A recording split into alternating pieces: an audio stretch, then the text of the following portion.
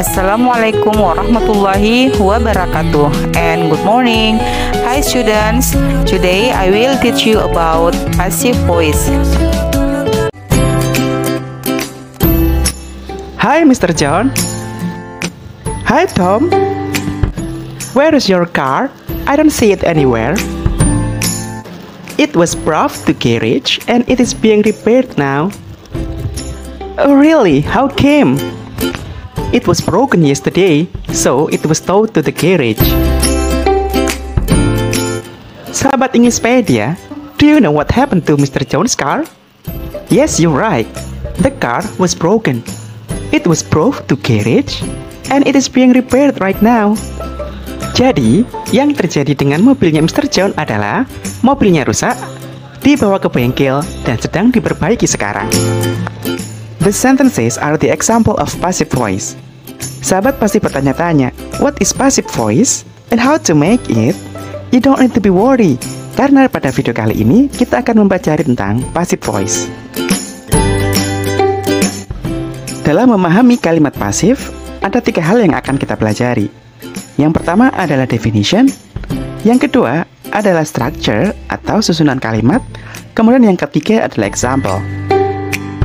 Dan bagian yang pertama akan kita pelajari adalah definition of passive voice. Sebelumnya, kita sudah melihat ilustrasi dari penggunaan kalimat pasif. Di bagian ini, kita akan mencari tahu apa pengertian kalimat pasif serta penggunaannya. Passive voice atau kalimat pasif adalah bentuk kalimat di mana subjek tidak melakukan tindakan, melainkan menerima aksi dari tindakan tersebut.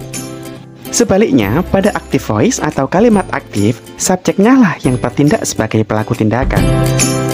Sekarang, coba kita lihat perbedaan antara kalimat pasif dan kalimat aktif. Perhatikan contoh berikut. Police officer brought a thief to the jail.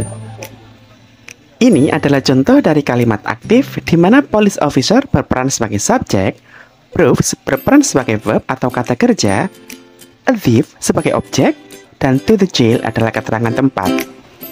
Untuk membuat kalimat pasif, kita pindahkan objek kalimat menjadi subjek. Berikut ini adalah contohnya. A thief was brought by police officer to the jail. Ini adalah contoh dari kalimat pasif, di mana subjek a thief tidak melakukan tindakan, melainkan menerima aksi dari kata kerja. Nah, sahabat Inggrispedia, setelah kita mengetahui pengertian dari kalimat pasif, sekarang kita akan mempelajari fungsi dari kalimat pasif. Passive voice dapat digunakan dalam 3 kondisi berikut. Yang pertama, kalimat pasif digunakan jika objek lebih penting untuk diceritakan. Kemudian yang kedua, kalimat pasif digunakan jika subjeknya tidak diketahui. Dan yang ketiga, kalimat pasif digunakan jika subjeknya tidak penting untuk diceritakan. Dalam bahasa Inggris, kita sering menggunakan kalimat pasif dalam 3 kondisi di atas. Sekarang, mari kita lihat contohnya. Contoh yang pertama, my car is repaired. Mobil saya diperbaiki.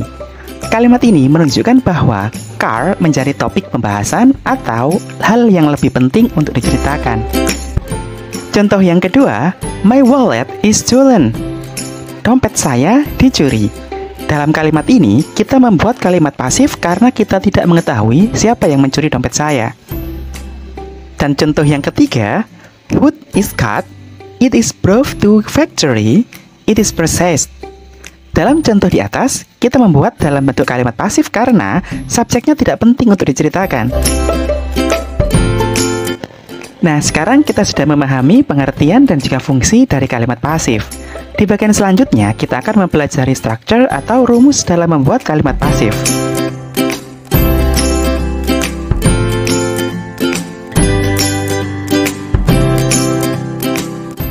Sahabat Inggrispedia, di bagian ini kita akan mempelajari structure atau rumus dalam membuat kalimat pasif. Secara umum, passive voice dibentuk dari auxiliary verbs plus past participle. Berikut ini adalah susunannya. Auxiliary verb, past participle atau verb 3 plus by object. Berikut ini adalah detail yang harus sahabat pahami. Yang pertama adalah auxiliary verb. Auxiliary verb adalah kata kerja bantu. Dalam passive voice, kata kerja bantu yang digunakan dapat berupa is, am, are, was, were, dan been. Masing-masing auxiliary verb digunakan tergantung dari subjek dan tensesnya. Selanjutnya yang kedua adalah past participle. Past participle adalah kata kerja bentuk ketiga. Adapun cara untuk membuat kata kerja bentuk ketiga ada dua cara, yakni yang pertama regular verb. Untuk membuat kata kerja bentuk ketiga cukup dengan menambahkan ed pada kata kerja. Kemudian yang kedua adalah irregular verb. Perubahannya untuk menjadi kata kerja bentuk ketiga tidak beraturan. Tidak ada patokan resmi untuk membuat kata kerja bentuk ketiga pada irregular verb. Sahabat bisa download daftar irregular verb pada link deskripsi. Selanjutnya, catatan ketiga yang harus sahabat perhatikan adalah by object. By object adalah pelaku dalam kalimat pasif. By object tidak wajib disertakan. Sahabat bisa menuliskan atau tidak. Nah, sahabat Englishpedia, ini adalah rumus kalimat pasif secara umum. Bentuk auxiliary dapat berubah tergantung tensesnya. Sekarang, mari kita lihat rumus passive voice dalam masing-masing tenses. Yang pertama adalah present tense, gunanya untuk menyatakan kegiatan sehari-hari. Rumus pasifnya adalah am, is, are, plus verb 3. Kemudian yang kedua adalah present continuous, gunanya untuk menyatakan kegiatan yang sedang terjadi. Rumus pasifnya adalah am, is, are, plus being, plus verb 3. Kemudian yang ketiga adalah present perfect tense, gunanya untuk menyatakan kegiatan yang sudah terjadi. Rumus kalimat pasifnya adalah have atau has, plus been, plus verb 3. Selanjutnya, tenses yang keempat adalah past tense, gunanya untuk kegiatan yang terjadi kemarin. Rumus pasifnya adalah was atau were plus verb 3. Yang kelima adalah future tense. Rumusnya auxiliary will be ditambah kata kerja ketiga. Ini untuk menyatakan kegiatan yang akan dilakukan. Sekarang kita lihat contoh masing-masingnya ya. Number 1, present tense. Kapurung is always eaten in my house. Kapurung selalu dimakan di rumah saya. Number 2, present continuous tense. Simbole is being made now in my house. Simbole sekarang sedang dibuat di rumah saya. Number 3, present perfect tense. Bepatori has sold in Jemir for long time. Bepatori sudah dijual di Jembatan Miring sudah lama. Number 4, past tense. Paco and Lawa were made in my house yesterday. Paco dan Lawa dibuat di rumah saya kemarin. Number 5, present future tense. Making barobo will be presented next week. Pembuatan barobo akan dipresentasikan minggu depan. Nah, kalian sudah paham kan tentang passive voice? 1. Apa itu passive voice? 2.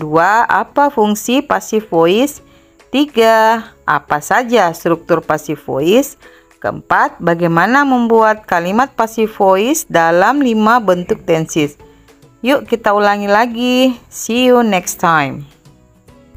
Bye. Assalamualaikum warahmatullahi wabarakatuh.